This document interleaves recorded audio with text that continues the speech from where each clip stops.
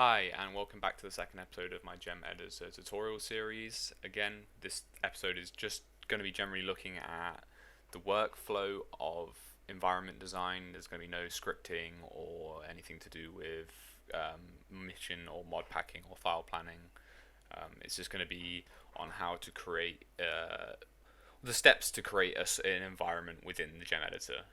I'm going to jump off with using some rocks to create some natural looking land barriers. So these are different to placing a rock texture in the way that units can actually use these for physical cover instead of just having to hide behind the ridge of a hill. They can actually kind of push themselves up against the rock and use it as a piece of cover. There is like scripting within the engine that will identify surfaces which are kind of better physical barriers for the AI to hide behind.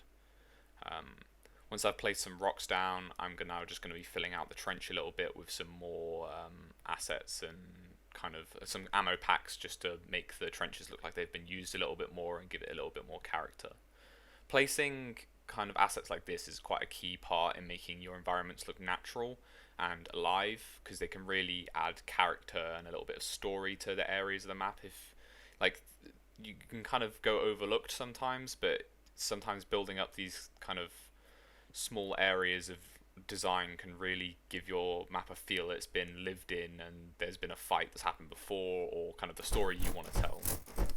Next, I'm just going to try and show the idea to you that of what an edifice is. So basically this bunker here, I've just put a person inside it to show that if you send a person inside this bunker, normally you won't be able to see what's going on in there. But adding an edifice to this bunker will basically tell the game, hey, this is an area of the map that I want to be able to see what's going on when a unit is inside of it. So you're creating kind of, you're naming this area and you're saying, hey, if someone's inside of here, I want the roof to be gone so I can know what's happening. So then I'm just going to tell the map, this bunker needs to open up once I've put someone inside there so I can see what he's doing in there. This gives you a little bit more of an area to design within the bunker as well. So it gives you the option to place some things in the rooms, which we'll be doing, just putting up a couple of props down to make it look natural. But yeah, this is kind of giving you the ability to make buildings which are enterable and kind of operatable inside of them. So yeah, I'm just placing now some more assets inside the bunker to give it a bit more life, so it's not just an empty room. And then we're going to start with placing some floral planning. So when it comes to placing floral things, like floral props, my big recommendation is to just get a nice little selection of those props. Like find maybe like 6 or 7 different types of bush and tree that you really like the look of, or that fit into the color scheme of your environment.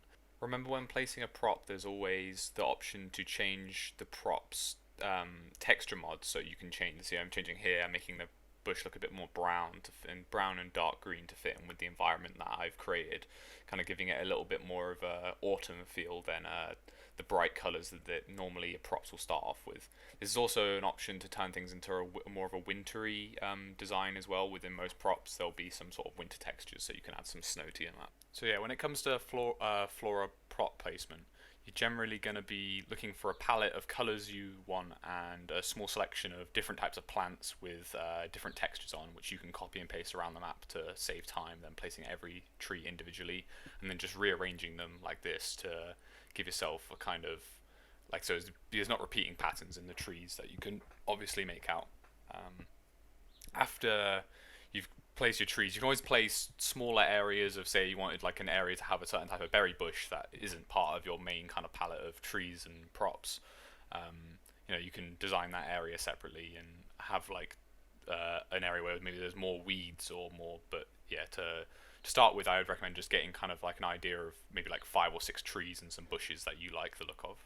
Finally, I'm just going to be placing a broken down tank from the model trash section and just putting some stamps around it to make it look like the ground around it's been churned up by maybe an explosion, and like it's a path, this valley where some mud has been turned over. After this, the next section we're going to be looking at is border placement. So borders, you'll have 4 types of border: blue, pink, green and yellow. Green and yellow are linked together, and are going to be kind of where the edge of your map starts and where the fog is produced to phase out the edges of your map, so it doesn't look like there's kind of these hard flat borders to your map. Blue is where the furthest your soldiers can move outside of the map, so it almost kind of prevents any AI from pathing outside of these zones.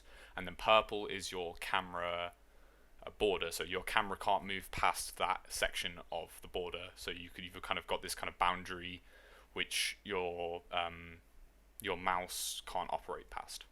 Finally, I've just added a quick environment to my map. So you've got a list of environments in your F6 section, which will let you can pick between, which will change the sun angle, the fog, the rain, the wind, kind of the weather system entirely. But you can also change the settings to add a bit more of a specific environment to your own design if it's wanted. But for this, I'm just going to be picking like a standard preset one. If you press F1 now and go into the actual gameplay game mode, you can see how the fog boundaries have kind of been set up. So kind of got this white dotted line, which is the edge of your map, but then you've got this kind of phasing fog, so the map hasn't got these horrible hard borders. And depending on your environment selection will depend on what this fog look like, what the color of the fog is, and it will really kind of just give your map a kind of natural boundaries. This concludes the second episode of my workflow for environment design.